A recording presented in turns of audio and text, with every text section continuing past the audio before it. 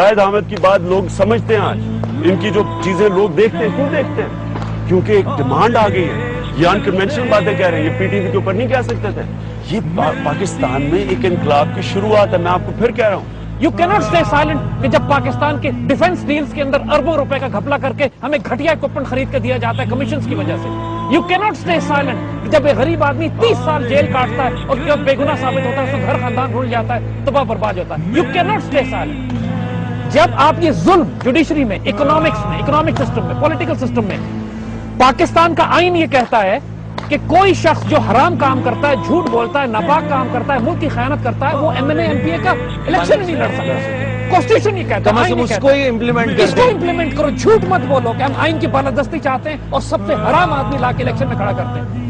یہ پاکستان میں ایک انقلاب کی شروعات ہے. میں آپ کو پھر کہہ رہا ہوں، زاہد احمد کی بات لوگ سمجھتے ہیں آج، ان کی جو چیزیں لوگ دیکھتے ہیں، کیوں دیکھتے ہیں؟ کیونکہ ایک ڈیمانڈ آ گئی ہے. یہ انکنونشنل باتیں کہہ رہے ہیں، یہ پی ٹی وی کے اوپر نہیں کہہ سکتے تھے. Ali, this is the time for hope. This is the time. It certainly is. And brightest of future awaits us. یعنی جو بیداری اس وقت یوتھ اور نوجوانوں میں ہے ماشاءاللہ، جس طرح یہ اپنے حالات کو، ماحول کو سمجھ رہے ہیں اور اب چینج لانا چاہتے ہیں، جو سب سے پازیٹیو ٹیم میں نوجوانوں میں دیکھ رہا ہوں، they want to reclaim their honor.